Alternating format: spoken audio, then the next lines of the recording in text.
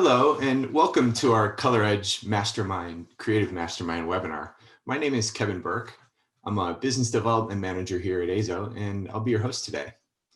We're hosting an ongoing series of these webinars featuring EIZO Color Edge power users who are also recognized leaders in their profession, including photography, print, filmmakers, animation, visual effects, and post-production.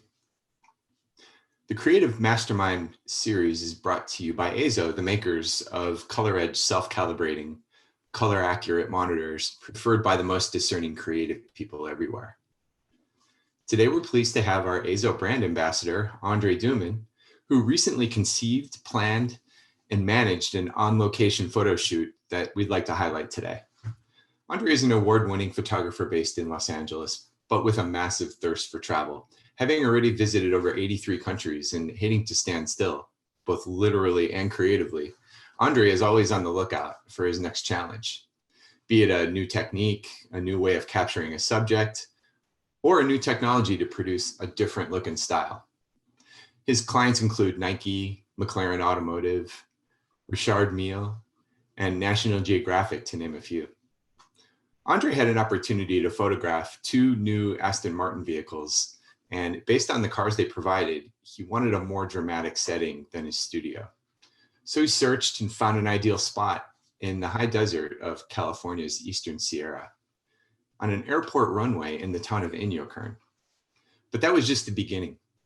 Andrei will take us behind the scenes and tell us all about the planning and pulling off an outdoor photo shoot with multiple teams of participants in the middle of the pandemic. It was quite a feat after seeing it for myself. After we talk about the project, we'll open it up to questions from the audience. So please send us your questions in the chat area. Jen will handle those questions for you, and we'll try to get to all of them. So Andrei, tell us about the desert photo shoot, the who, what, when, where, and why, and even how, if you can. Absolutely. Well, thank you again for having me. Welcome everyone to this webinar. And we're still living in this pandemic. It's pretty incredible.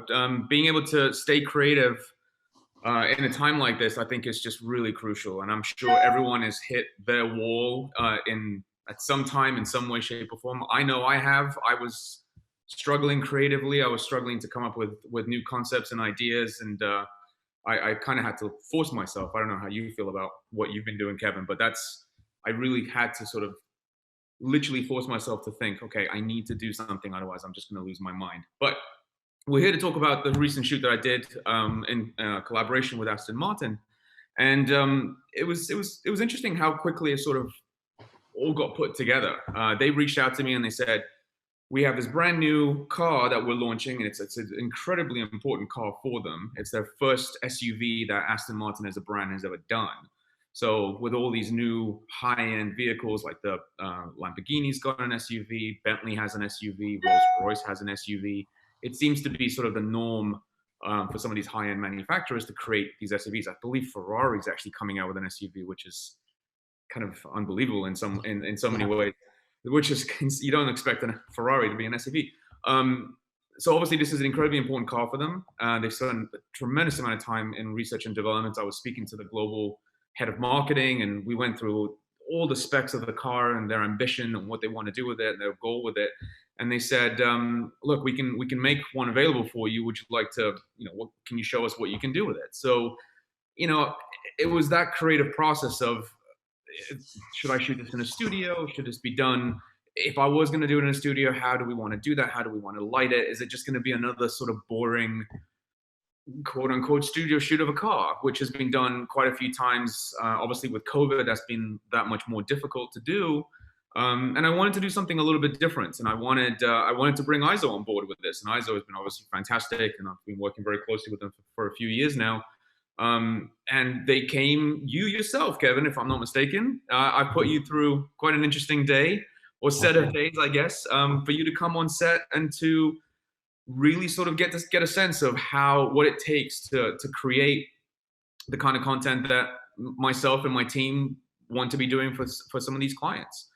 So I'll walk you through some of that process of the concept, the idea, the planning, all the permits and all the airport how we ended up going at the airport in the first place. But I think probably the easiest thing to do is actually to show you a very quick BTS video, which will give you a sense of what the whole day was like, and then that might spur other people to have some questions about it. So if we can roll that video, that would be great. Whoa, yeah.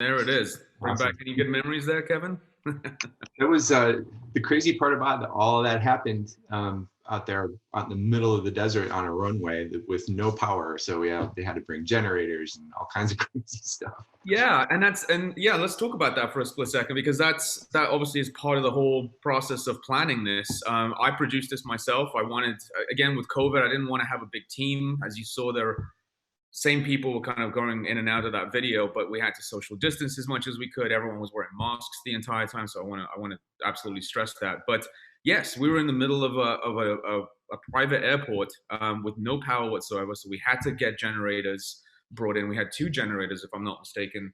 And it changes the whole dynamic when you're actually outdoors as opposed to being in a studio, where you can just reach out somewhere and find a tool, or you can have a restroom that's right, close by. It changes the whole dynamic of how you're going to go about doing it. Yeah.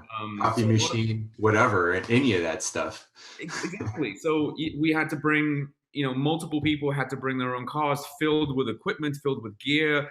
And the other problem is, if you forget something, that's kind of the end of that. It's not as if you can go somewhere at a Best Buy or somewhere to find a cable. You really are kind of in the middle of nowhere. So you had to be that much more pre-planned and double-checked 50,000 times before we ended up doing the shoot. So that comes with a little bit of anxiety and risk associated with it. But I think that's what gives these images a little bit of a different look and feel. That the car isn't CG'd. I didn't go out there and shoot plates and then we shot the car in a studio. We plated the whole thing in. What you see was the cars were shot as they were rolling, as you can see there. So to give you a little bit of background on what I was actually shooting with, because that in some ways complicated the shoot in itself. I shoot on a medium format camera system called a Phase 1. We were using the IQ4 back, which is 150 megapixels. And it's just an absolutely incredible piece of technology. The one drawback, if you want to call it a drawback, is that it's not a particularly fast shutter speed. So for when you're doing a rolling shoot like this, it helps to have 5 or 6, 10 frames a second that you keep firing, and you hope that 1 or 2 or 3 of those from that entire set is clean. We couldn't do that with a Phase. It does 1 frame a second. So again, going back to that planning, going back to setting up the gear, setting up your focus point is that much more crucial to be able to make sure that you get that right. But yeah, it was a long day.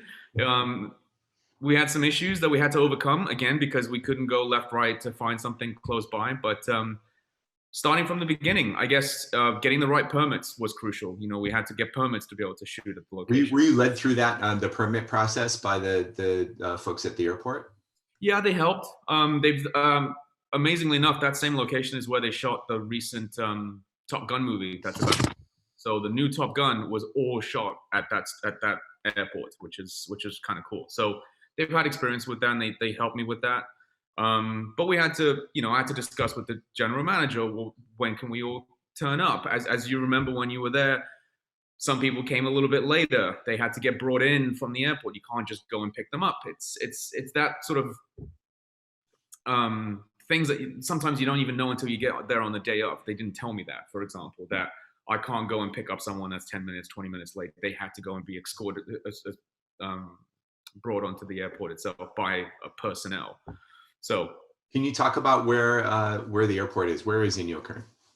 It's in the middle of nowhere, which is why it's a military base, very, very much close by to it.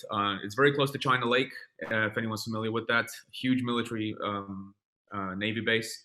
They do a ton of practices there. If you're driving basically to Mammoth Lakes, yeah, you're gonna go past it. You may not even realize that you've gone past it because there's not a lot of signs that point to it. There's not a tremendous amount of things there other than the airport, really, in a small town. But you will see planes flying by. I mean, they're practicing up in that valley all the time. You can hear some sonic booms. I've heard it when I've gone to Owens Lake or shot in Alabama Hills, because that's the same general direction. So, yeah, it was an interesting spot. It's very hard to find airports that will allow you to do this, just because, for obvious reasons, they're a lot busier, or planes are landing and you can't use the runway. So it took me quite some time to try and find the right place that would accommodate my idea to do a shoot there.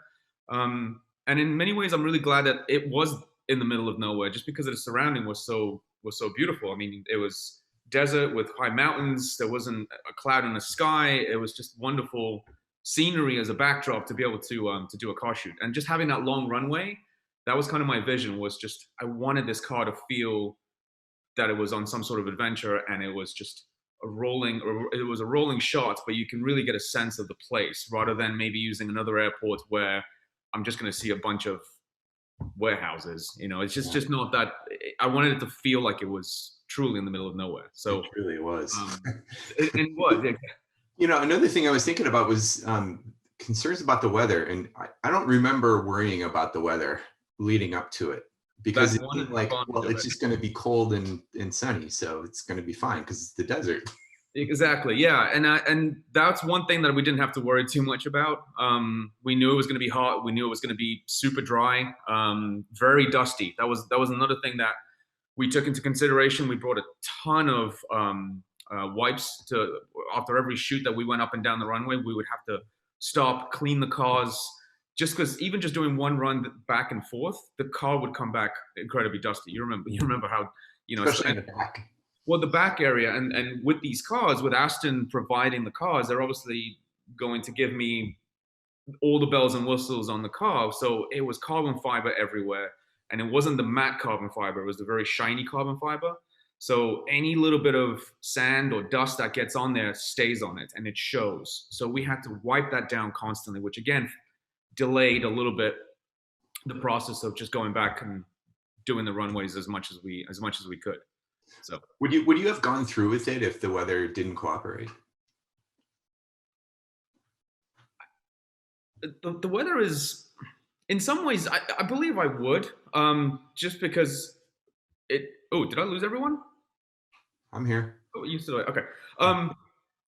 I think it would still have made sense, just because it would have given a different look. Getting those angry clouds coming by, that might have been a one-off. Or I think my biggest worry would have been if we just had some sort of freak storm where just a dust cloud was coming in. I mean, there's nothing you can really do with that. But I think weather is an interesting thing, because it brings up challenges, but also just really changes the complete feel and look of your images or whatever video that you're trying to shoot. So I'm glad with the way this was. We definitely, I'll show some of the images that we have. It shows continuity within the images, that it wasn't, clouds moving all over the place, and it wasn't dark one side of it and lighter on the other side. So I think it fit the scene to do that. How did you get the cars to the shoot? We drove them. Drove.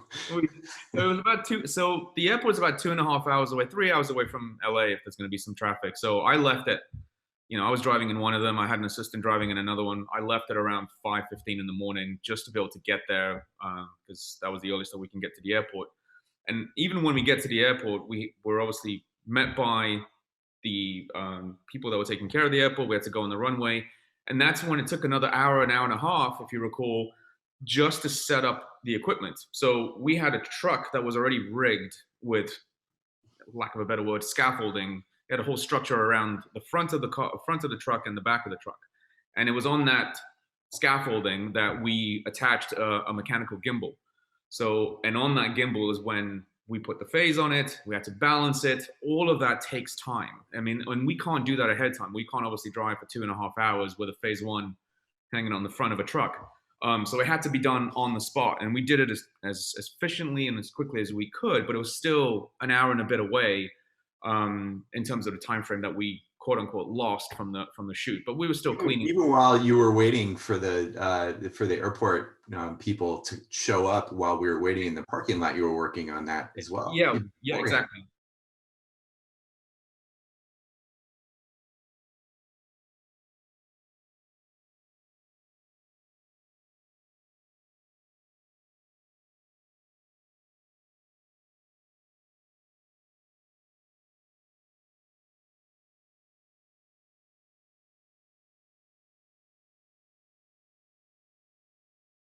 We also had to set up, once we got onto the runway, you guys helped setting up the EIZOs and setting up the innovative cart, which was huge to do.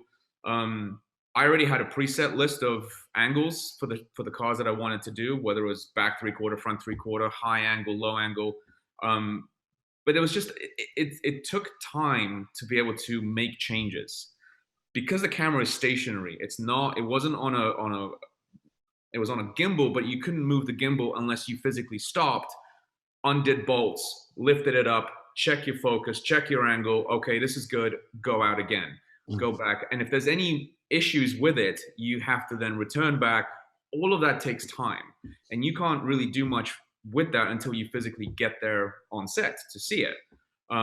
So there was definitely a little bit of some issues that we had to overcome, like I said, but it was just really cool to do. Seemed like the downtime in between when those adjustments were being made, because you wanted to switch from a low angle to a high angle or whatever. Yeah. The sun, because it was the week before Thanksgiving. Yeah. It was getting pretty late in the season, where the sun was going down fairly early, and it was moving pretty fast across the sky. So you also had to consider where the sun's going to be when I finish this. Exactly. And not only that, because we had one runway to use, we were going up and down that same runway. So we had to be very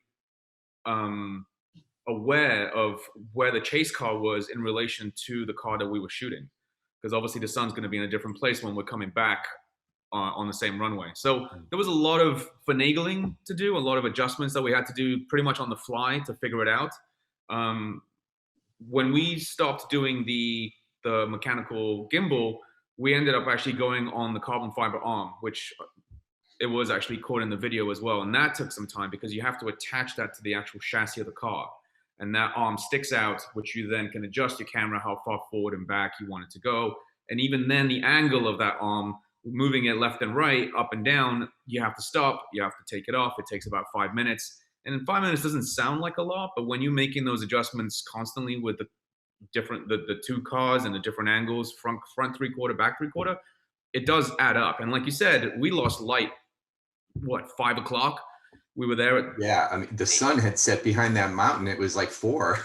Yeah, and really early. Exactly. So we were definitely up against the clock. But we knew that was going to be the case, and we tried to get as much done as we could with the individual cars on their own, and then checking. The issues were also with the focus. I don't know if someone saw in the video, I had a little wireless focus puller, which really helped tremendously, because even though we said go at 20 miles an hour, so the chase car is going at 20, the front car is going at 20 miles an hour, I'm dragging the shutter it's hard to do 20 exactly. So there's going to be a little bit of a slip where someone goes a little bit slower, a little bit faster. If you don't have that focus dead on, your shot's going to be out of focus. And there were shots that I missed because of that. So I had a nucleus which was attached to the front of the lens that I would adjust the barrel focus on the camera remotely. So that was incredibly helpful. And I had my laptop with me. I was plugged in. I was hardwired. Ethernet cable going in to keep the power going, and I could just see the focus in live view on the laptop to make sure I was getting it right. So when we were driving, that is. So as everyone can see by the video, we actually had a video crew there shooting everything that was being shot as a behind the scenes. So this wasn't just a photo shoot that Andrei was putting together. It was actually a behind the scenes video shoot of a photo shoot. So there was, what do you think, maybe double the amount of coordination, something like that? Yeah, it was, because again, you saw us running around. We were running back and forth constantly. I mean, I was letting my guys do their thing because they know what I've worked with them before, which I think really helped to cut down on that. Hey, what are you doing? Why are you doing that? They know the shots that I like. We've worked before. They know the look and feel that I'm going for. But yeah, in some ways, how many people do we have there? 8 people in total, maybe 10, including you guys, probably. Oh, so, yeah. No, I think after we totaled them all up, I think it was probably more like 16 or 18 or something like that. You had multiple parties of people. You had the rigging people. I'm not including the airport people that were checking up on us. They would leave us. But yeah, we had. I wanted to bring my retoucher down as well, because I think that was important for him to see the shots that I was capturing, just to get some, bounce ideas back and forth. I love working in a group of people where, what I say doesn't rule. I've never believed that as a photographer. Tell me what you think. Well, maybe we do this. Maybe the angle needs to be a little bit higher. Maybe you need to be a little bit closer. Change your lens. I love bouncing ideas off people and sitting around a round table. So I think that's always important to do, especially now with COVID and people being lacking that sort of creativity that I know I was. It's I like bringing as many people together as I can to make something cool happen. So. Did you get all the shots that you had planned to get? No. I mean, look, I think I would have loved to have been there at least 2 to 3 days if I had it my way. Unfortunately, we didn't have the cars for that long. But there's a lot of work that goes into making something like this happen. I think a lot of people that maybe are even here on this on this webinar that are not professional photographers, you can just see some pretty images, and I'll start sharing a few of those. You see these images, and it's very hard to understand the kind of pre-work and work on set and then post-work that needs to go into making it look that way. And I would have loved to have had another 2 or 3 days to definitely do something a little bit, just to expand the shoot in itself. But am I happy with what I got? Yeah, absolutely. I think we got some really great stuff. But I will always say that no matter what shoot I do, I always want to keep shooting it or do more or try and perfect it. If it was up to me, I'd have a month, playing around with these cars. So I'm happy with what I got. I can share. Why don't I do this? This might be a good time for me to just to share some of these images. So just want to stress the reason this might take a little bit of time to actually focus properly. The reason why that's the case is because these are actually TIFF files. I didn't want to show the JPEG. So these are the full resolution 150 megapixel files. They're close to a gig each. They're absolutely massive. So it might take a little bit of time for it to fully focus. But this is one of the finished images, and I would like to just zoom in just to see the resolution that we were able to capture, pinpoint sharpness throughout the entire car, as well as the background too. So again, playing with the composition, zooming in on certain sections that we wanted to accentuate on the mountains, keeping that nice flow of the road going. So we were shooting at, I was ISO 50 f11, or actually maybe f8 at around 1/40th of a second, just to get that road to feel like there's motion. You can see it in the wheels as well, that you have that motion coming through. And again, it's just it's the post-production that really goes into it. That takes a tremendous amount of time. See, it's still trying to load right now, just because the files are so big. There we go. So being able to still see Aston Martin on the calipers when we were shooting parallel to it is pretty incredible in terms of Could I have done this with a different camera? Absolutely. Could I have shot this with, a Sony that can get me 5, 7, 8, 10 frames a second? Absolutely.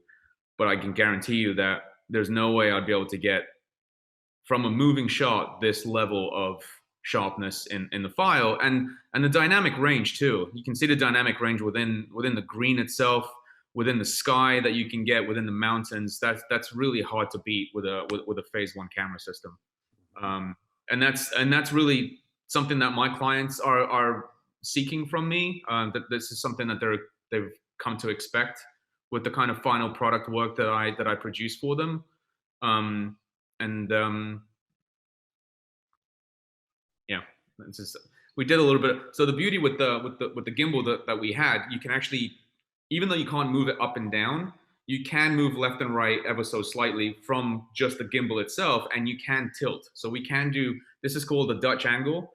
So you have a little bit of a Dutch angle on this, again, just to change the perspective, so it doesn't just look like a standard regular image. It just creates a little bit more motion and fluidity within the image itself, while still keeping, there we go, while still keeping that super high resolution quality within the files that I was definitely seeking.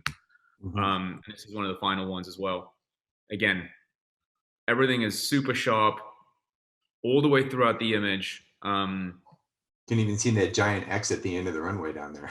Yeah, exactly. I mean, this is 100% that I'm zooming in. I'm in capture one here, so as soon as you double click, everything goes to 100%, which is where most photographers live. But I mean, even these telephone poles, you can see they're pretty well defined. They're pretty sharp. The mountains are sharp, and that beautiful transition from the light to the dark of the sky. 16 bit of color, 17 stops of dynamic range on these cameras is the reason why you're able to get this kind of quality on the files themselves. So, yeah. How did the monitors help you while you were out there? Yeah, so we talked about that as part of the planning phase, that it was something that I really wanted to have physically on set, to actually have the monitors there. And I had two 319Xs, the 4K, which again really work very well with the quality of the camera that I have, just because I can take an image and I can look straight away to see, am I sharp? Is the color right? Did we calibrate it correctly? And that way it avoided me from missing some stuff that I wouldn't have seen until I got home. Because there's only so much you can see on the back of a screen of a camera. Obviously, getting two gigantic monitors that have incredible resolution and they're 4K, it definitely saved a lot of time and a lot of missed shots. Because you can easily I made the adjustment. If I'm not sharp enough on this image, maybe I can do that on the next one, or I can make adjustments sort of on the fly quickly. And we calibrated. We did that. Obviously, we didn't calibrate beforehand because I wanted to see what the environment was like. How much, how bright is it? I wanted to see and feel the place first before we did the calibration. And that's the beauty with these monitors. It took us, 5-10 minutes to do the calibration. We did it on both of them. We put up the hoods. We're on an innovative cart. I was hardwired in. And just to confirm, this was when we were doing the static shots. So right. For the moving stuff, obviously we can't have 319Xs rolling around next to us in a chase car. But for the static stuff, took the images. We could see straight away exactly what I was doing, what changes I needed to make. And the color profile was absolutely bang on in terms of what I was seeing in camera versus what I was seeing on the monitors. Yeah, I think it turned out the main issue out there, just being outside with the sun, in various angles, was to calibrate it at a higher luminance when it was really bright out, and then bring it down later, which was super easy to do. Exactly, and we had a tent that we put up so we can actually see it better, to see the contrast within the image itself. But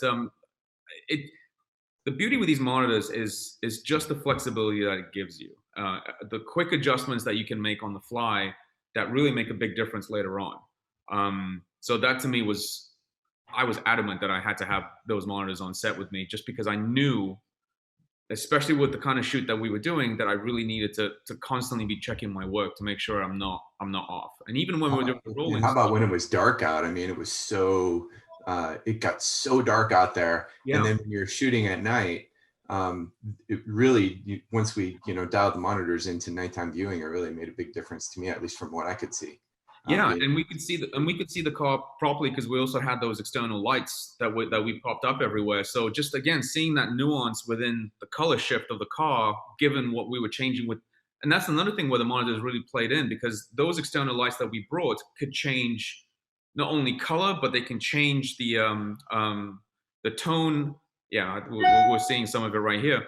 It changes the tone, it changes the color, it changes pretty much everything that you can then quickly adjust in the monitor to make sure that I'm still looking at the right thing. So making those quick changes on the fly was really huge, and Mhm. we can see it so clearly. I mean, I could zoom in again, like I live at 100%. So after every shot I took, I zoomed in at 100%. Am I sharp? Am I out of focus? Is the entire car out of focus in some ways?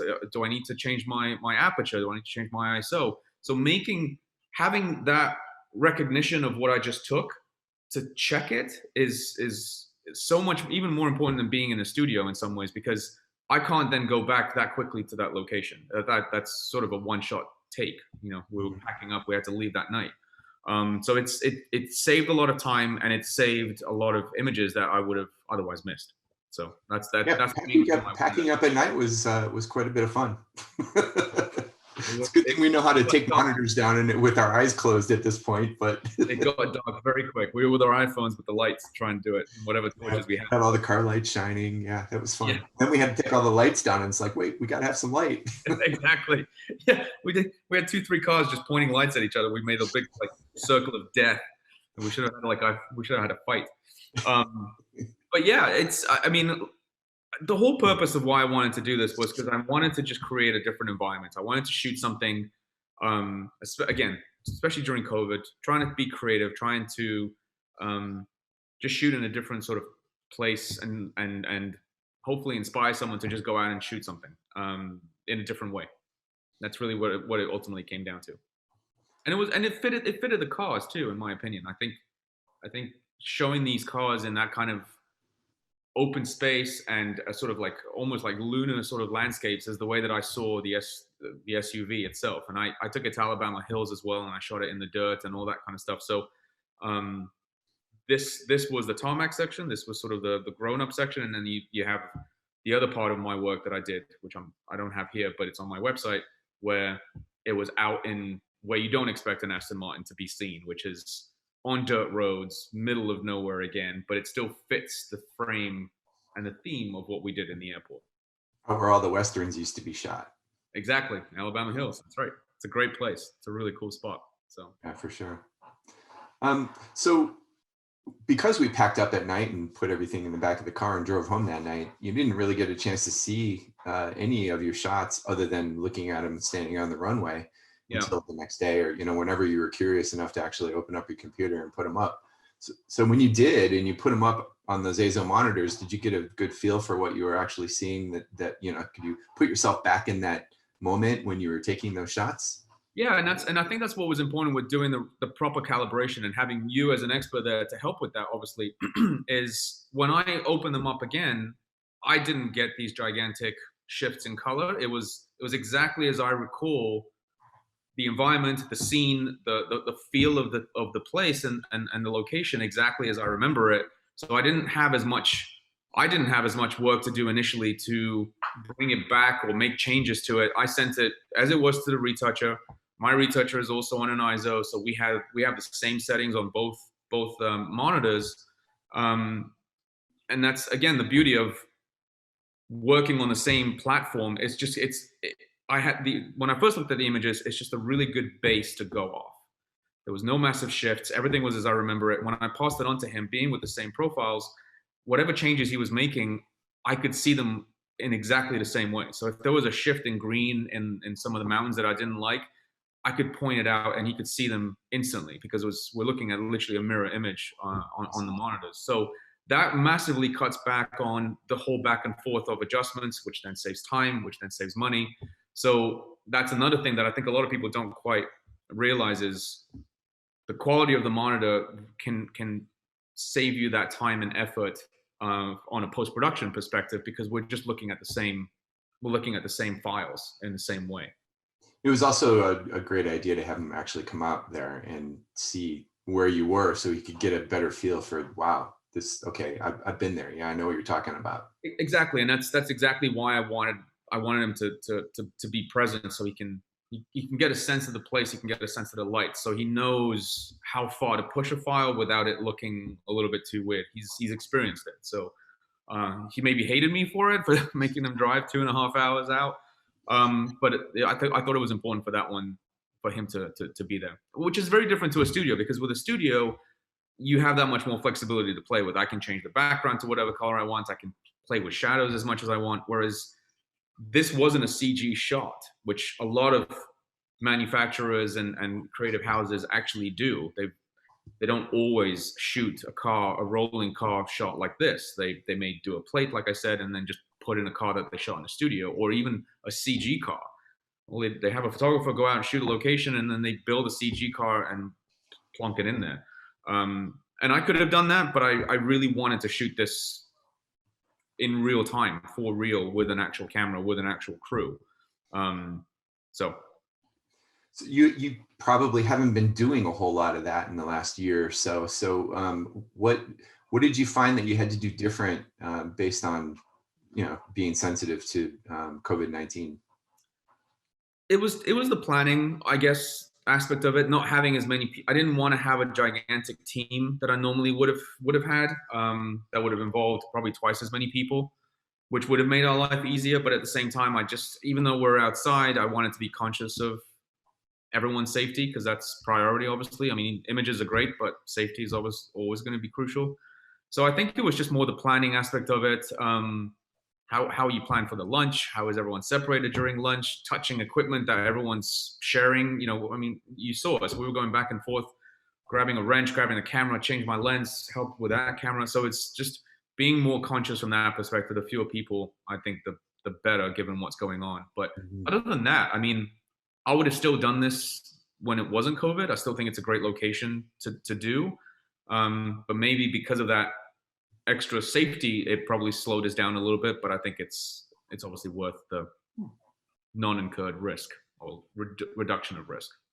But I still have studio shoots coming up. I've been shooting in the studio, a lot of product work, so I've been trying to stay busy with that.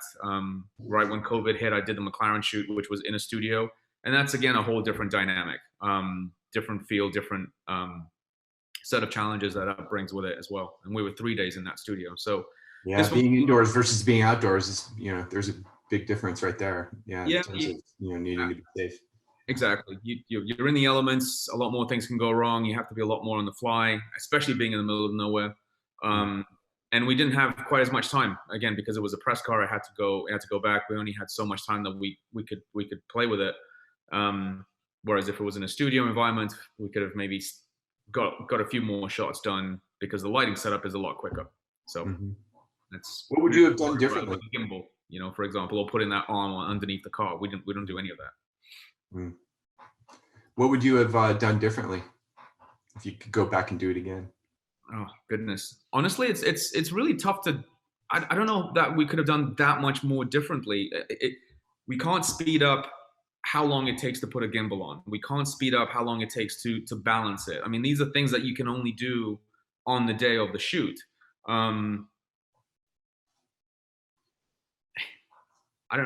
It's tough. Well, I know one thing, we talked about this before, is if you could have done it in 3 days instead of 1 day, that would have helped.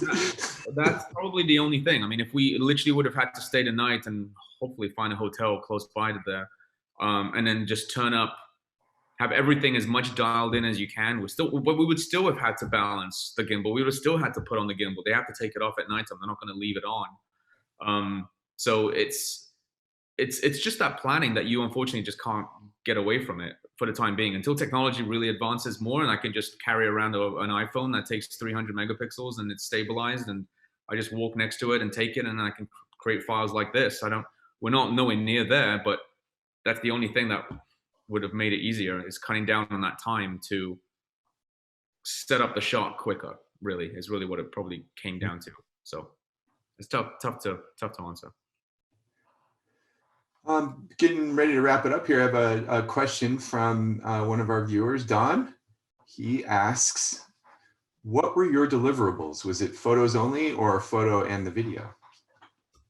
This was photos only. The BTS was more just to show the process of the way that we set up the shoots and how we did it and how we had EIZO involved. And I really wanted to show that we did this properly. It wasn't done with CG. Nothing was faked. This was a real shoot with real EIZO monitors and a real innovative cart that was there for us.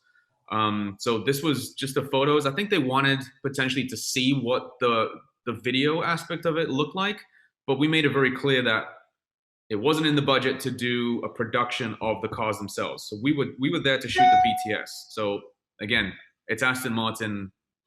I'm pretty confident that they wouldn't necessarily be interested in a BTS of their cars. They would like to make their cars look pretty and slow motion driving away and wonderful. So what was agreed was just the photography aspect on this front for this. Yeah, But we have BTS is more for us.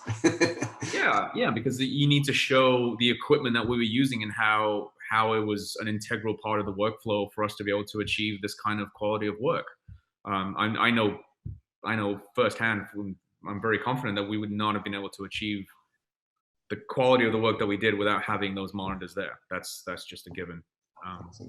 But we have other projects coming up with Aston. I mean, even with this car, even with the DBX, we're in talks about doing potentially a promotional video for them and doing some further work, actually potentially even in the studio. So it's not going to be the last of the stuff we have with them, but with this particular shoot, it was just the photography in the airport. That was the main focus. Yeah, just one day, well, 2 days actually, but one day with us. Yeah. Well, Andrei, thanks so much for sharing all that with us. We really appreciate it. We got one question from Rory here. Do you think that shooting this live rather than constructing the photos through CGI, etc., shows in the photos? I do. I'm maybe I'm a purist at heart. I much rather enjoy a photo than a CG. However amazing CG cars are looking these days, and I'm finding myself in a tougher and tougher spot to actually spot the difference between a CG car and a non-CG car, especially when you're not zoomed in. I'm a sucker for a good image, and I will always try and do photography first without relying on CG. I know sometimes you have to rely on you have to use CG, but I think it does show in the final image, because with CG, you make the car look as perfect as you want. And with the photography, you want to see, it's going to sound really weird, you want to see some of the imperfections. You want to see that this was a real car. You want to see maybe some dust around the wheel cap, and there's a little bit of a smudge somewhere. That it makes the car be real. It makes the car feel like it's in an actual in an actual location. That's why we shot it the way that we did. And also shooting 150 megapixels, it really does shine through the actual quality of the photo itself, that I can zoom in at 200-300% and really not lose quality from that perspective. But I have nothing wrong with CG. No, I think CG is definitely the future in so many ways, but I'm still a sucker for a good photo. Yeah, you can't really, it's really difficult to make up the experience of being in the Eastern Sierra there, right where the Sierra Nevadas start, and it's that desert and the sun setting and just the elements around you that really makes a big difference having it be real, for sure. Yeah, it's just that sense of place that I think CG is really close to overtaking photography, and maybe the phase is still a little bit away just because of the quality of the files. But I think there's something magical about just doing the shoot properly. I mean, I'm a huge Christopher Nolan fan, and I really appreciate the fact that he doesn't want to use CG work, and he doesn't want to use a lot of what's considered fake action stuff, and he really wants to build the sets and actually put the actors through that. And I want to do that same thing with my work too. Awesome. So, well, thanks for sharing. Thanks for coming. We really appreciate it. Yeah. And I do want to throw in a plug for our next webinar. Will be on February 23rd, and it'll be in the we'll be focusing on a media and entertainment creative mastermind actually team. Jake Mamutis and Eric Barber, who work on visual effects in the movies, and we'll be talking about some of the work they did on the most recent Terminator movie. So that'll be February I 23rd. want to sign up for that one. That sounds awesome. All right, cool. And just one more thing on my end, if anyone has any questions that you thought of after this webinar, or if you want to just ask me a question randomly that popped up later for whatever reason, just go on my website. I'm sure my website's going to be up somewhere on this portfolio or whatever the webinar is. Just shoot me an email or give me a call. I'm more than happy to answer any questions afterwards. Okay, thank you. All right, thank you guys, appreciate it. Thanks for having me. Alrighty, bye-bye.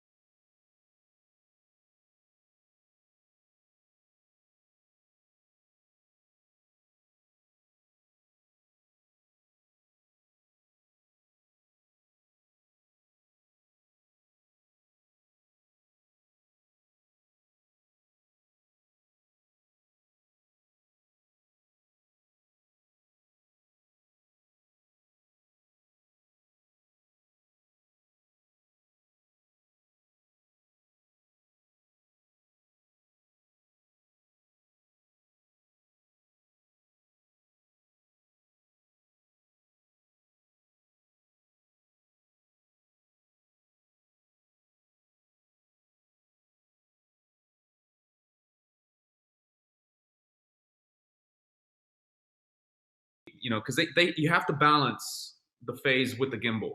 So if it's too heavy in the front, the motor is going to work overtime and it's going to drain a lot of battery to try and keep it level. So you want to get that as balanced as possible, and that takes quite a bit of time to finagle it. You have to move weights around in the front and the back, just to keep it as level as you can, doesn't drain the batteries, and that way you can just shoot longer and be more stable. So that took a little bit of time.